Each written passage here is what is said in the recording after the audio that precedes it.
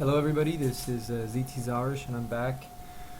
Today I'm looking at discussing a little bit about war in Civilization VI and how it will differ, how it might differ. So again, we're going to look a little bit more at these screenshots because this is the majority of what we have as of now, apart from of course this nice little reveal with Theodore Roosevelt. Let's discuss a little bit about what we got here. I'm going to stick to what was revealed here, and if there's more in here, then I'll talk about that. But we'll stick to this for now. So, War in Civ 6, how will it be different? Alright, so first let's start with a fairly basic idea. Okay, so looking at this picture here, you can see a couple things that are interesting. So you can see that the city is here, and clearly we have a tile here, right? And then we have a harbor here. So one thing that will probably be a strategy in Civilization 6 is to build off of the shore. Why? Well, guess what? You can only get shot at by, let's say, 3 boats if they have a range of 2.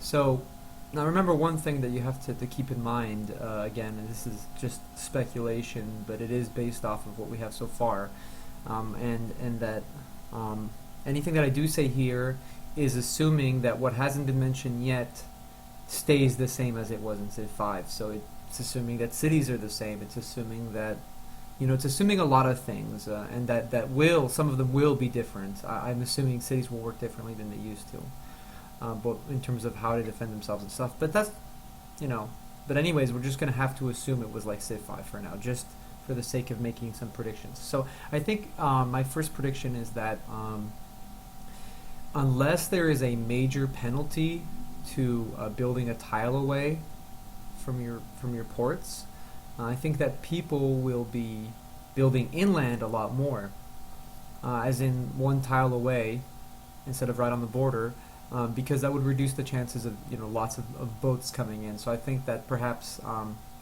it would be safer to build coastal cities if there's no penalty to other things. So I think that basically coastal cities will be harder to take because more often they'll be placed farther away.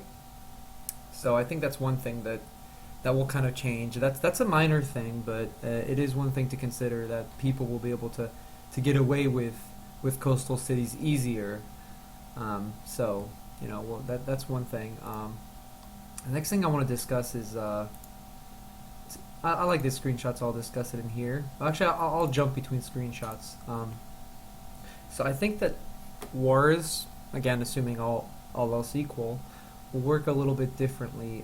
Now, here you can see that there are four samurai, or what have you, and we already all know now that you can combine units in Civ. You can combine 2, and later you can combine 3. How it's going to work, I don't know. But well, one thing's for sure, is that if you can put more units on a tile, the armies will be a little more compact. So perhaps, in previous iterations of Civ, this city would be difficult to take to some degree if you're coming from only, this angle, because you'd only have two slides or 2 hexes that you could melee attack from, unless of course you use this road. But assume this road wasn't here, this would be of decent strategic value against the land army coming in. But in Civ 6, again, assuming all else equal, this will not be as useful because the assumption is you'll have more than 1 unit per tile. So maybe you could have a stronger assault force coming through here.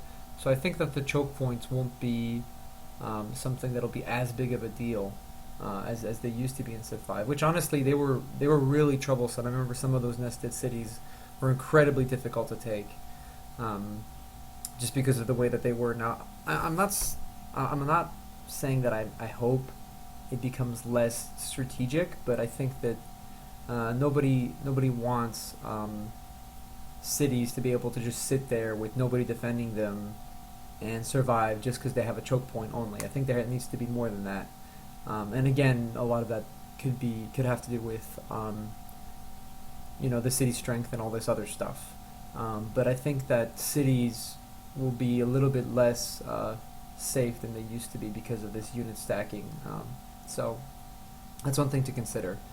Another thing to consider that's interesting is if you look here, you can see the outline of the hex, right? So one thing I'm trying to understand here is if you're combining units. So let's say you combine some soldiers and you combine a catapult. So how does that work? Will the catapult come in the back, and then you have to flank the unit to get to the catapult, or will it just be an attachment? This is the kind of thing you have to wonder about. What I'm guessing is it's probably going to be a combination of the two units inside, and there's not going to be a benefit to attacking to the sides. I think this is a little unfortunate, but it does make things a little more simple, and it does work. So I think that you'll have to consider your compositions of unit a little more in terms of how you play, because you know each tile could be a different combination of units. It could be archers and swordsmen, or archers and somebody else. So I think that'll make the composition of your army something you want to think about more. Like, where do you want to place the double swordsman unit? Where do you want to place the swordsman archer unit? Do you want to place them on the flanks? That kind of stuff. Can you make double archer units? Where would they be? So I think there'll be a lot more considerations as to how you go about moving your army, and I think that it will take less time to move your army because you can stack these units together. So I think that'll be a great improvement to Civ 6, just because once you're effectively reducing things by 2 to 3 times, throughout the game in terms of how many units are on the field. How many individual pieces need to be moved. So I think that'll be something that'll make things that'll make games go a lot faster, and hopefully allow you to complete games a little quicker. I think that's about all I have for now. Yeah, so I'm going to go ahead and get started on this article and learn a little more. I think another one of the theories, and this is not my own, this is what somebody else said, is perhaps you could have units spawn out of barracks in the back instead of from your city, something like that. So that's another interesting thing. I know this is a circus, but if there were barracks somewhere, you could perhaps spawn them from there. There you go. You could perhaps spawn units from back here and add an additional interesting aspect to things. But anyways, I think that's about all I got for you now. So have a good one, guys.